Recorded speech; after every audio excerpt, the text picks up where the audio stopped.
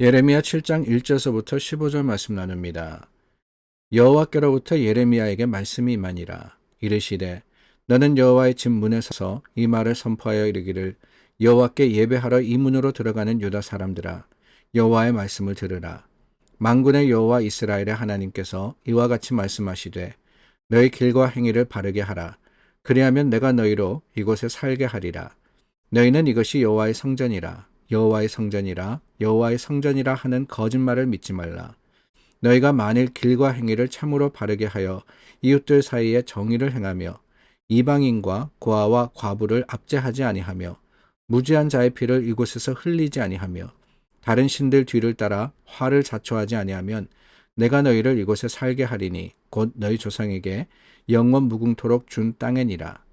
보라, 너희가 무익한 거짓말을 의존하는도다. 너희가 도둑질하며 살인하며 간음하며 거짓 맹세하며 바알에게 분향하며 너희가 알지 못하는 다른 신들을 따르면서 내 이름으로 일컬음을 받는 이 집에 들어와서 내 앞에 서서 말하기를 우리가 구원을 얻었나이다 하느냐. 이는 이 모든 가증한 일을 행하려 함이로다. 내 이름으로 일컬음을 받는 이 집이 너희 눈에는 도둑의 소굴로 보이느냐. 보라, 나 곧 내가 그것을 보았노라. 여호와의 말씀이니라. 너희는 내가 처음으로 내 이름을 둔 처소 실로에 가서 내 백성 이스라엘의 악에 대하여 내가 어떻게 행하였는지를 보라. 여호와의 말씀이니라. 이제 너희가 그 모든 일을 행하였으며 내가 너희에게 말하되 새벽부터 부지런히 말하여도 듣지 아니하였고 너희를 불러도 대답하지 아니하였느니라. 그러므로 내가 실로에 행한 같이 너희가 신뢰하는 바 내 이름으로 일컬음을 받는 이 집 곧 너희와 너희 조상들에게 준 이곳에 행하겠고 내가 너희 모든 형제 곧 에브라임 온 자손을 쫓아낸 것 같이 내 앞에서 너희를 쫓아내리라 하셨다 할지니라. 계속해서 하나님께서 이스라엘의 허물을 탓하십니다. 그런데 오늘 말씀해 보니까 4절 말씀에 이것이 여호와의 성전이라 여호와의 성전이라 여호와의 성전이라 하는 거짓말을 믿지 마라 그랬습니다. 거짓말 당연히 믿지 말아야 되죠. 우리는 참말을 믿어야 됩니다.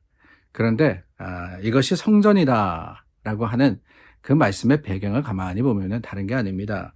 바로 예루살렘에 세워진 그 솔로몬의 성전에 가서 그 문 앞에서 하나님께 예배하는 자들에게 예레미야가 이렇게 선포하라 라고 하시는 겁니다. 자, 2절 말씀해 보니까 여호와께 예배하러 이 문으로 들어가는 유다 사람들아 그랬어요. 자, 이게 바로 뭡니까? 하나님의 성전 맞습니다. 여호와의 성전입니다. 하나님이 거하시는 하나님의 임재가 있는 주님의 거룩하심을 드러내고 증거하기 위해서 세워진 바로 그 거룩한 건물 성전 맞습니다. 그곳에 와서 이스라엘 사람들은 날마다 제사를 드렸고 또한 절기를 따라서 하나님의 명령을 따라서 예배를 드렸습니다. 그런데 예레미야를 통해서 하나님이 뭐라 그러시느냐? 그게 거짓말이다 라고 하시는 거예요. 거짓말이다. 심지어는 믿지 마라 라고 하십니다. 다르게 이야기하면 뭡니까? 여기는 하나님의 성전이 아니다 라고 하시는 거예요. 하나님의 성전이 아니다. 아니 분명히 하나님의 성전 맞는데 아니라고 하십니다. 왜 그렇습니까? 아니 그 건물이 어떤 다른 악한 의도를 가지고 세워진 게 아니라 분명히 하나님이 허락하신 대로 다윗이 준비했고 또 솔로몬이 공사해서 세운 하나님의 임재가 있는 곳이 맞는데 언약궤를 모신 곳인데 어떻게 그렇게 이야기할 수 있느냐. 심지어는 뭐라고 합니까? 그곳은 도둑의 소굴이다 라고 하시죠. 오늘 말씀에 나오는 그 도둑의 소굴, 도둑질하며 간음질하며 그 모든 가증한 일로 행했던 그곳 11절 말씀입니다. 이 집이 너희 눈에는 도둑의 소굴로 보이느냐. 보라, 나 곧 내가 그것을 보았노라. 하나님 보시기에는 도둑의 소굴로 보인다는 거예요. 사람들이 보기에는 여호와의 성전이지만 하나님 보시기에는 도둑의 소굴입니다. 그 도둑의 소굴이라는 표현이 또 어디서 나오느냐? 우리가 기억하지 않습니까? 예수님께서 성전에 들어가셔서 그 성전을 청결하게 하실 때 거기에 있던 장사치들과 돈 바꾸는 자들과 짐승 파는 자들을 쫓아내실 때 상을 엎으시고 이곳은 하나님께 기도하는 내 아버지의 집이다 라고 하셨을 때 바로 예수님의 책망하신 말씀이 이곳을 너희가 도둑의 소굴로 만드는구나 라고 하셨던 겁니다. 그 같은 말씀을 하나님께서 하고 계시는 거예요.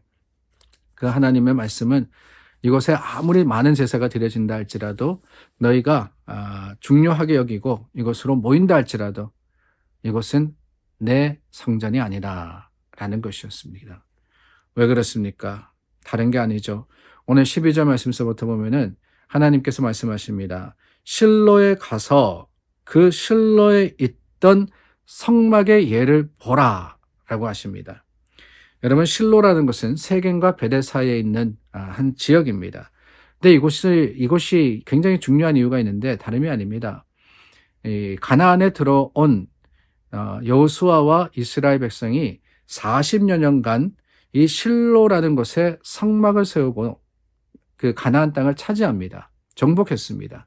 뿐만이 아니라 사사기 시대를 지나서 이제 왕정 시대에 들어가서 그 예루살렘에 하나님의 전 솔로몬의 성전이 세워질 때까지 실로는 하나님의 임재가 있는 성막을 세운 곳이었고 또한 그곳을 중심으로 이스라엘 백성들은 하나님께 예배하고 제사 드렸던 거예요. 우리가 잘 알고 있죠. 사무엘의 이야기에 나올 때 한나가 실로에 있는 성막에 가서 기도했다라고 하지 않습니까?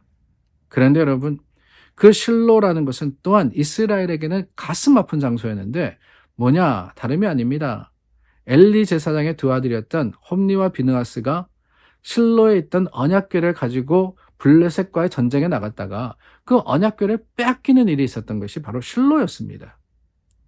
하나님께서 이 실로의 예를 보라, 실로를 돌아보라 라고 했던 것은 다름이 아닙니다. 그곳에 하나님을 예배함이 있어야 되는데 그게 아니라 자기의 생각대로 하나님의 언약궤마저도 가지고 나갔다가 망신을 당한, 아니 망신뿐이 아닙니다. 하나님의 언약궤라는 것은 주님의 임재를 의미하는 거예요. 근데 그 임재를 빼앗겨버린 이스라엘의 모습과 허물을 기억하며 어떻게 해야 되느냐? 다름이 아닙니다. 하나님 앞에 나와 회개하고 주님의 말씀대로 행하기를 애써야 하는 것, 그게 바로 이스라엘의 책임이었던 거예요. 여호와의 성전 그렇습니다. 거기에서 예배 드린다 그래서 다가 아니에요. 더 중요한 것은 이 예배자의 삶에 하나님의 임재가 있느냐 없느냐, 바로 이거 아니겠어요. 예배, 늘 말씀드립니다. 건물이 중요한 게 아니에요. 불편해도 괜찮습니다. 크고 작고 그거 그렇게 중요하지 않아요. 더 중요한 것은 그곳에 참된 예배가 드려지느냐. 정말 하나님을 향해서 우리가 믿음과 정성으로서 하나님께 경배하느냐. 바로 거기가 교회입니다. 우리 삶과 예배자의 삶이 올바르고 하나님 앞에 정결해야지만 거룩하신 하나님 앞에 나아갈 수 있는 거예요.